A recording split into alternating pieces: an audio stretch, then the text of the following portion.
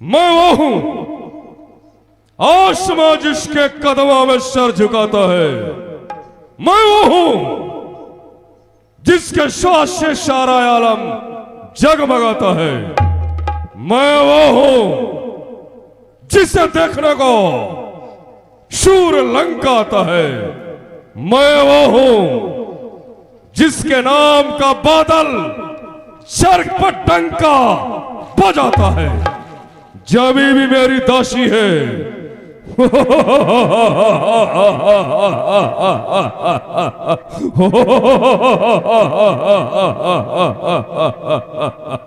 जब भी मेरी दासी है, फलक भी मेरा बंदा है।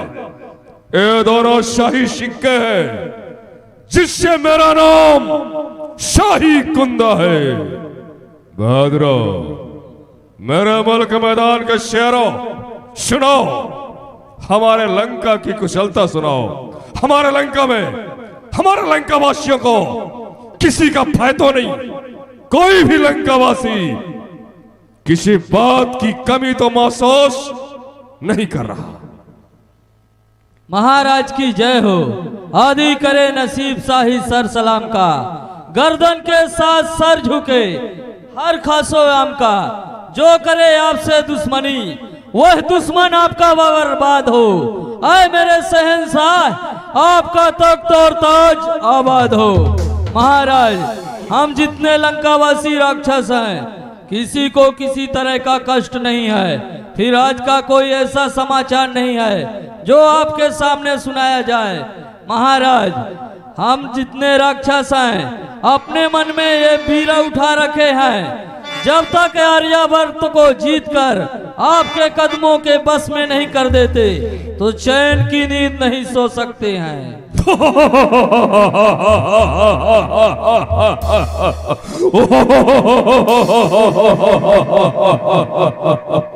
भीमा, संसार का बच्चा बच्चा हमारे अधीन है। यहां तक कि जमीन से लेकर और सातवें आसमां तक हमारे नाम का डंका बजता है। लेकिन अभी तक आर्यवर्त हमारी अधीनता स्वीकार नहीं किया। हमारे निश्चरों को बोलो आर्यवर्त की ओर बढ़ जाए और सारे आर्यवर्त को खून से भिगो दो, आग लगा के जला दो, ताकि आर्यवर्त हमारी अधीनता स्वीकार करने के लिए मजबूर हो जाए। और हाँ, ड्योढ़ी में जाओ, जो भी समाचार हो हमारे पास तक लेके आओ। अरे मेरे भैया रे, अरे रे मेरे भैया। ओ भतीजा, अरे यहाँ भी आ गई साफ करने। अबे तो बचे हैं भैया। अरे रे ए बुआ, तो दरबार में जाना है। हाँ महाराज के पास। हाँ ठीक है, तुम यहीं रुको, हम आज्ञा लेके आ रहे हैं। हाँ ठीक है, ठीक है भतीजा। हाँ ठीक है, मोपी रात ही रे। महाराज की जय हो। क्या बात है? सरकार, आपकी बहन हमारी बुआ दरबार में आना चाहती है, कहिए उनके लिए क्या आज्ञा है। बहन सुपर्णखा हेलो, दरबार में आना चाहती है। यद्यप करके सुपर्णखा को दरबार में आने के पहले अनुमति की कोई आवश्यकता नहीं। अगर फिर भी उन्होंने मुझसे अनुमति चाहा है तो सुपर्णखा को दरबार में आने के लिए इजाजत है। जो आज्ञा हो। ए बुआ, महाराज की आज्ञा हो गई है, चलो। मैं सवारी चाहिए। ना कटी है, हीरो हंडा चाहिए। ए बुआ, सवारी नहीं है, हमारी पीठ है। आजा। हमें मिर्गी मारत है। मिर्गी मारती है तो मरने आया था। तो ऐसे ही चलो। अरे मेरे भैया रे, बोली बचन गोध करी भारी,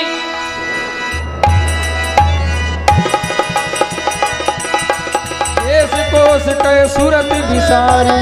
भैया रे, ये क्या? क्यों अवश गमगीन है तू? हुआ क्या? क्यों अवश गमगीन है तू? कौन सा है गम तुझे?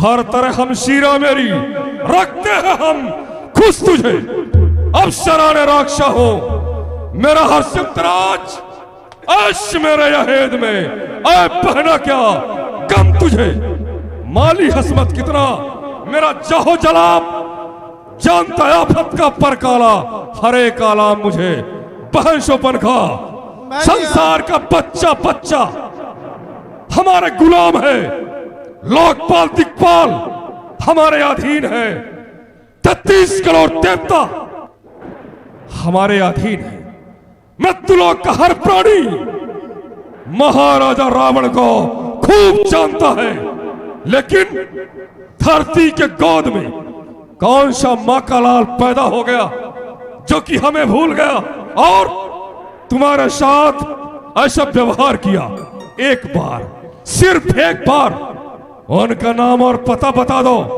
उसकी ऐसी दुर्गति करूंगा कि मरने के बाद दोबारा धरती में जन्म लेने का साहस नहीं करेगा कौन है वो अरे अभिमानी तू तो अपने मस्ती में मस्त है रे तुझे क्या पता कि हमारे राज्य में क्या हो रहा है। अरे भैया तुम्हारे रहते मेरी ये दशा हो गई भैया तुम्हारे सर पर काल मंडरा रहा है अभी भी पूछ रहे हो भैया तुम्हें पता नहीं है। हे भैया दो लड़के राम लखन इस दंड के वन में आए हैं इस दंड के वन में आए हैं अपने वो साथ में एक नारी सीता सुकुमारी लाए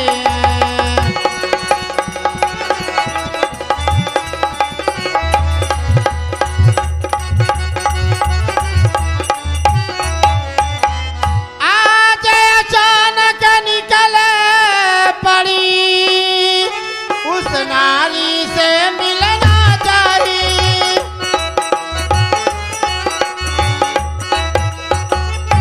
उस नारी से मिलना चाहिए इतने में छोटा तापस ने मुझसे कुछ छल करना चाहिए।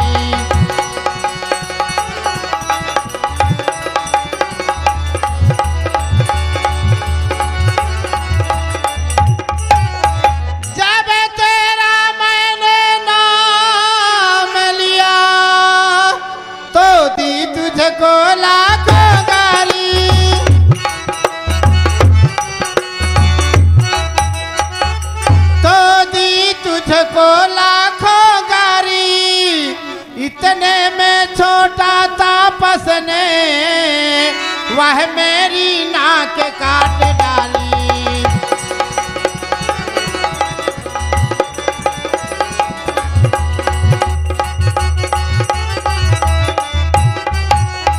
अरे मेरी नाक गई सो गई पर अपनी नाक बचा लेना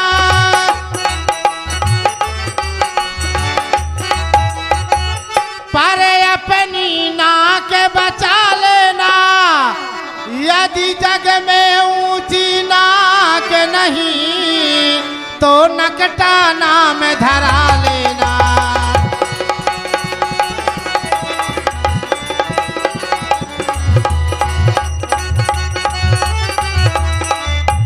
भैया पंचवटी में दो तापस आए हुए हैं उनके साथ में एक स्त्री है स्त्री स्वभाव अनुकूल उनके स्त्री से मिलने के लिए गई भैया तो छोटा तापस ने नाक काट लिया भैया। हम शीरा तो गमनाक रहो मैं उनकी नाक न रखूंगा भेजा नथुनों के राय करूं मिर्चों की नाक उन्हें दूंगा। एक नारी की नाक उड़ाने से होती है धाक नहीं ऊंची एक अवला पर शस्त्र चलाने से होती है थाक नहीं ऊंची। मैं अभी नाक के सीधे जा नाके पे उन्हें पकड़ाऊंगा पास यही तेरे लाकर पृथ्वी पे नाक रगड़ाऊंगा पल करे तो उनके नाक छेद नाके नकील डलवा पहुंचवा दूंगा। मौत का नाका दिखलाकर यमपुर की राह पठा दूंगा। ये पृथ्वी पाताल लोग मेरे पिनाक ने जीते हैं। बकरी और शेर मेरे भैंसे एक घाट पे पानी पीते हैं, पर समाचार ये दुराचार आखिर क्यों खरदूषण से नहीं कही? उनका तो वही अखाड़ा था, उन कुलभूषण से नहीं कही।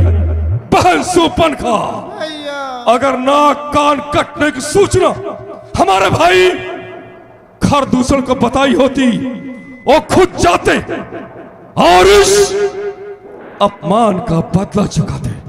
लेकिन समय का ख्याल न करके हमारे पास चली आई, जबकि दुनिया में कोई भी हो महाराजा रावण का शत्रु ज्यादा समय तक सांस नहीं ले सकता। और तुमने हमारे शत्रु को जिंदा रहने का मौका दिया।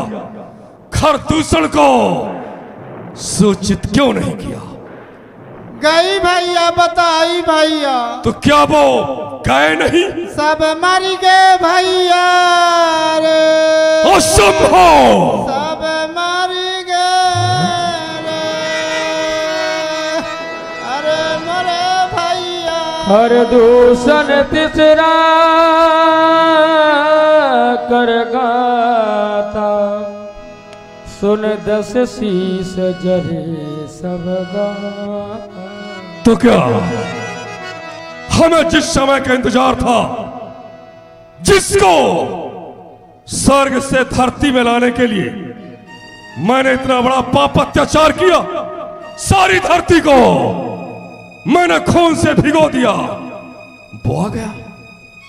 हाँ, ठीक है, इसके बारे में फिर सोचूंगा। इस समय पर सुपर्णखा को समझाना होगा। बहन भैया तुम चिंता मत करो। जिन तपस्वियों ने तुम्हारे नाक को काटा है, महाराजा रावण को चुनौती दिया है। चुनौती अर्थात इस त्रैलोक विजेता रावण को एक तुच्छ मानो, युद्ध के वास्ते प्रचारा है, और उसकी ललकार का जवाब हम जरूर देंगे। जिसने काटे हैं नाक तेरे, ओ जीते रहे जमाने में, तो टूटे मेरी 20 भुजा, लानत खड़क उठाने।